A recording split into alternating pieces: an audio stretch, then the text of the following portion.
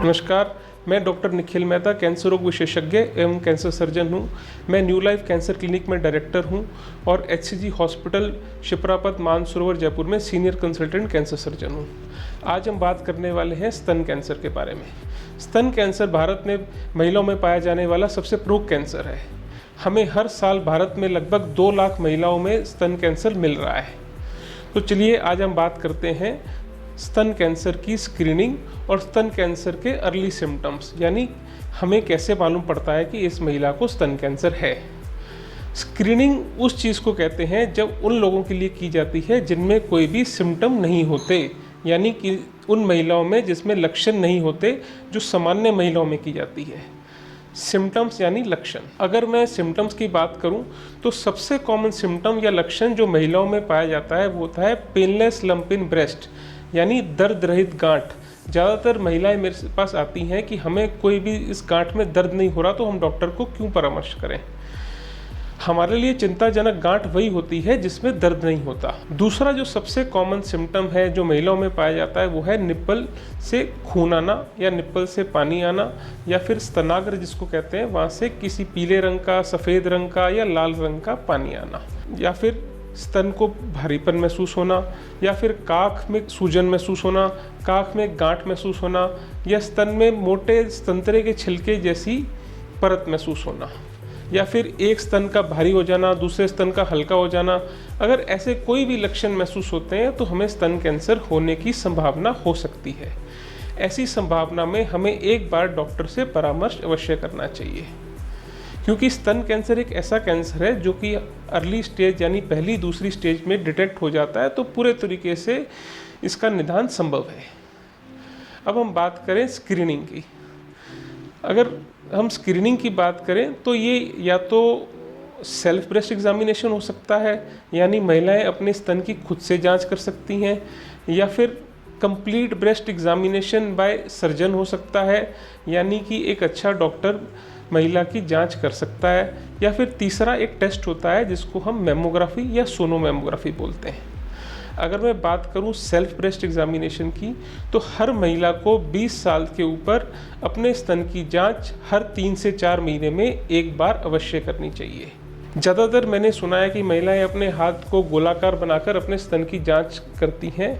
तो अगर हम सही तरीके की बात करें तो हाथ को चपटे कर कर एक स्तन के एक साइड से लेकर दूसरे साइड को लेकर अच्छे से उसको एक बार शीशे में या दर्पण के सामने जांच अवश्य करनी चाहिए कि हमें कोई हाथ में गांठ तो नहीं महसूस हो रही। अगर किसी महिला को गांठ महसूस होती है तो अपने डॉक्टर से एक बार परामर्श अवश्य लेना चाहिए।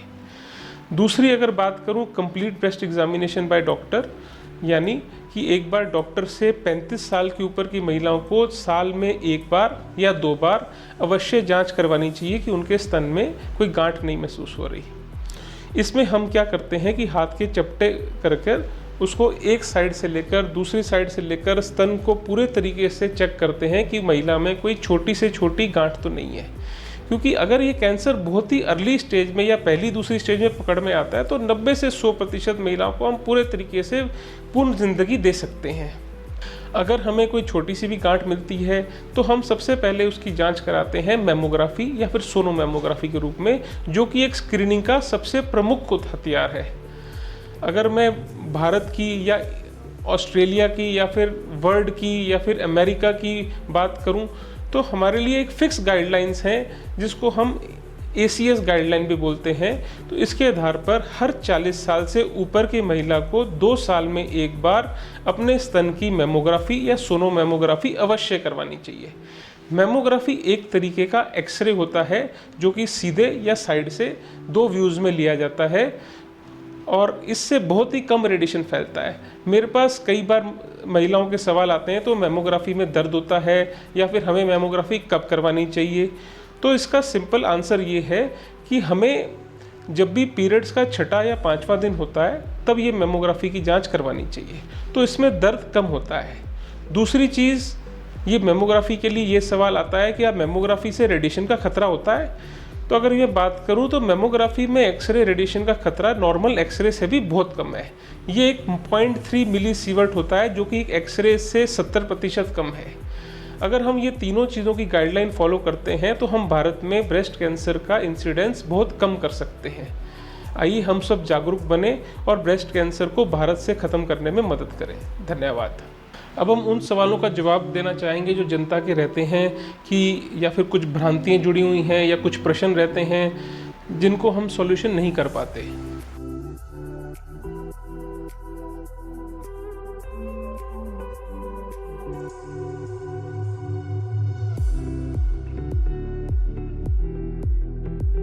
जैसा कि मैंने कहा कि हमारे लिए जो ज़्यादा हार्मफुल है वो पेनलेस गांठ है, यानी जिसमें दर्द नहीं होता। लेकिन मेरे पास ज़्यादातर महिलाएं वो आती हैं जिनके गांठ में दर्द होता है। तो मेरा या पब्लिक का मेरे से ये सवाल रहता है कि हमें उस गांठ को दिखाना भी आवश्यक है जिसमें दर्द भी होता है। तो यूजुअली ब्रेस्ट कैंसर पेनलेस रहता है, यानी दर्द रहित गांठ होती है। लेकिन कुछ ब्रेस्ट कैंसर की गांठें ऐसी होती हैं जिसमें दर्द भी होता है। वो यूजुअली लेट स्टेज में होता है, जब गांठ तीसरी या चौथी स्टेज में बढ़ चुकी होती है, जब चमड़ी पे आ चुकी होती है, चमड़ी मोटी हो जाती है, उस स्टेज में ब्रेस्ट कैंसर में दर्द हो सकता है।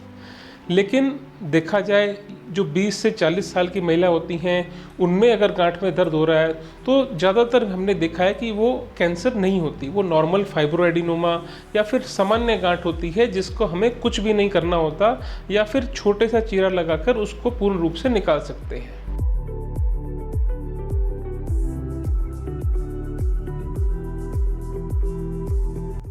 कई बार हमारे सामने सवाल आता है कि ब्रेस्ट कैंसर पुरुषों में भी हो सकता है। तो हमारा उत्तर है यस, कि पुरुषों में भी ब्रेस्ट कैंसर होना संभव है, लेकिन इसका इंसिडेंस 1 या 3% से भी कम है। तो इसको पहचानें कैसे? पुरुषों में भी जो सिम्टम है वो महिलाओं वाले ही रहते हैं, जैसे स्तन में गांठ होना, स्तन का भारीपन हो जाना, बगल में गांठ होना। सिम्टम्स में कोई फ़र्क नहीं होता। लेकिन हमारे पास ऐसी कोई स्क्रीनिंग गाइडलाइन नहीं है कि हम पुरुषों में भी महिलाओं की तरह वही टेस्ट करवाएं जो हम महिलाओं में सामान्य रूप से करवा रहे हैं।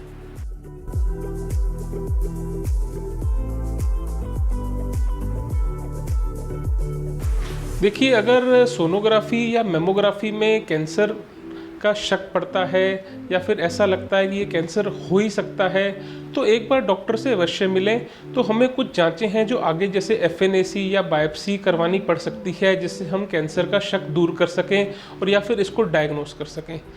और अगर कैंसर डायग्नोस होता है तो हम फिर आगे उसकी स्टेजिंग करते हैं, जिसके लिए हम CT scan, MRI scan, PET scan करवाते हैं और उसकी स्टेज निर्धारित करते हैं।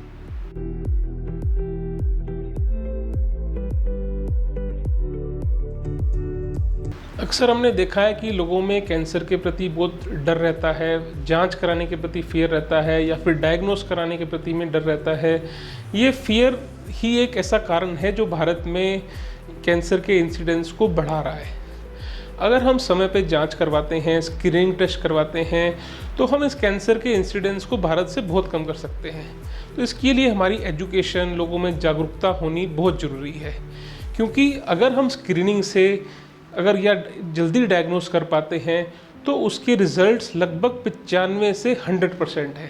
हम ये बात भूल जाते हैं कि बाई चांस किसी में कैंसर है और पकड़ में नहीं आया, तीसरी या चौथी स्टेज में पकड़ में आया, तो हम उसको बचाने में उतनी मदद नहीं कर पाते जितनी हम पहली स्टेज में कर पाते हैं।